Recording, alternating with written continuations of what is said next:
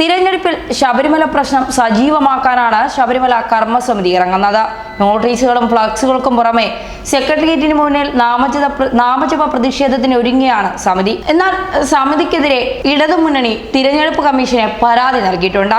മണ്ഡലം ഏതായാലും മണ്ഡലകാലം മറക്കരുത് എന്നതാണ് കർമ്മസമിതിയുടെ മുദ്രാവാക്യം. സംസ്ഥാനമാകെ കൂറ്റൻ പരസ്യ ബോർഡുകൾ സ്ഥാപിച്ച് വീടുകളിൽ ലഘുലേഖകൾ വിതരണം ചെയ്തുമാണ് പ്രചരണം നടത്തുന്നത്. എന്നാൽ തെരഞ്ഞെടുപ്പിനെ കുറിച്ചോ BJP സ്ഥാനാർത്ഥികളെ കുറിച്ചോ പരാമർശങ്ങളൊന്നും തന്നെയില്ല.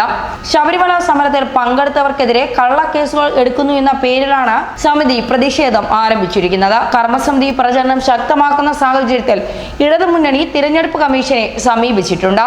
നോട്ടീസ് തിരഞ്ഞെടുപ്പിനെ കുറിച്ച് ഒന്നും നേരിട്ട് പറയാത്തത് തന്ത്രമാണെന്നും വോട്ടർമാരെ ദൈവത്തിന്റെ പേരിൽ BJPക്ക് വേണ്ടി സ്വാധീനിക്കുകയാണ് ഉദ്ദേശമെന്നാണ് പരാതിയിൽ പറയുന്നത്. പോസ്റ്ററുകളിൽ തിരഞ്ഞെടുപ്പുമായി ബന്ധപ്പെട്ട ഒന്നുമില്ലെന്ന നിലപാടിൽ ഉറച്ചു നിൽക്കുകയാണ് കർമ്മസമിതി. അതിന്റെ പേരിൽ ആർക്കും നടപടി എടുക്കാനുമാവില്ല. സമിതിയുമായി ബന്ധമില്ലെന്ന നിലപാട് ആവർത്തിക്കുന്നുമുണ്ട് BJP.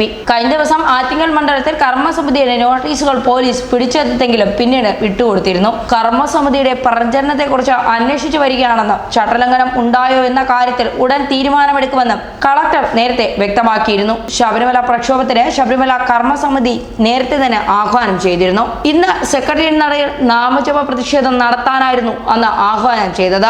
അയ്യപ്പഭക്തന്മാരെ കള്ളക്കേസിൽ കൊടുക്കുന്നുവെന്ന് ആരോപിച്ചാണ് കർമ്മസമിതി പ്രതിഷേധവുമായി രംഗത്തെത്തിയിരിക്കുന്നത്. നേതാക്കൾക്കെതിരെ 1000-ഓളം കേസുകൾ എടുത്തിരുന്നു. ആചാര ലംഘനത്തിനെതിരെ പ്രക്ഷോഭം സംഘടിപ്പിച്ചതിന്റെ പേരിൽ സർക്കാർ വൈരാഗ്യ ബുദ്ധിയോടെ പ്രവർത്തിക്കുകയാണെന്നും അയ്യപ്പ ഭക്തർക്കെതിരെയും ഹിന്ദു സംഘടനാ നേതാക്കൾക്കെതിരെയും ജാമ്യമില്ലാ വകുപ്പ് ചുമത്തിയെന്നും PDPP ആക്തിൽപ്പെടുത്തി പീഡിപ്പിക്കുകയാണെന്നും കർമ്മസമിതി പുറത്തിറക്കിയ കുറിപ്പിൽ പറയുന്നു. എന്തായാലും തിരഞ്ഞെടുപ്പ് അടുക്കുമ്പോൾ വളരെ തന്ത്രപൂർവ്വം തന്നെയാണ് കർമ്മസമിതി ഇപ്പോൾ രംഗത്തെത്തിയിരിക്കുന്നത്. കാരണം ശബരിമല വിഷയത്തിൽ എല്ലാവർക്കും അറിയാവുന്നതുപോലെ ആചാര സംരക്ഷണത്തിന് വേണ്ടി നിലകൊണ്ടത് BJP ആണ്. അതിന് പത്തനംതിട്ടയിൽ ഇപ്പോൾ സ്ഥാനാർത്ഥിയായി നിൽക്കുന്ന K. സുരേന്ദ്രൻ അടക്കമുള്ളവർ ജയിലിലാവുകയും ചെയ്തു. അപ്പോഴൊക്കെ ശബരിമല കർമ്മസമിതിക്ക് വ്യക്തമായ നിലപാടുണ്ടായിരുന്നു, ആർക്കൊപ്പം നിന്നു എന്നുള്ളത്.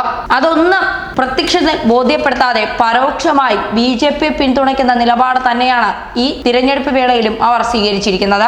ലഘുലേഖകളൊക്കെ വിതരണം ചെയ്തും നാമജപ ഘോഷയാത്രയൊക്കെ നടത്തി വീണ്ടും ശബരിമല സജീവമാക്കുകയാണ് ശബരിമല കർമ്മസമിതിയുടെ ലക്ഷ്യം. അതിലൂടെ ശബരിമലയെ തിരഞ്ഞെടുപ്പ് സമയത്ത് ലൈവായി തന്നെ നിർത്തുക. എന്തായാലും ഇടതുമുന്നണി അതിനെതിരെ തിരഞ്ഞെടുപ്പ് കമ്മീഷന് പരാതി നൽകിയിട്ടുണ്ട്. ഇന്ന് സെക്രട്ടേറിയറ്റിന് മുന്നിൽ പ്രതിഷേധ നാമജപ ഘോഷയാത്രയുമായി രംഗത്തിറങ്ങാനും ശബരിമല കർമ്മസമിതി തീരുമാനിച്ചിട്ടുണ്ട്. ഇതിനെ തിരഞ്ഞെടുപ്പ് കമ്മീഷൻ എങ്ങനെയാണ് നേരിടാൻ പോകുന്നത് അത് തന്നെയാണ് നോക്കിക്കാണേണ്ടത്. ന്യൂസ് ഡെസ്ക് മലയാളി വാർത്ത.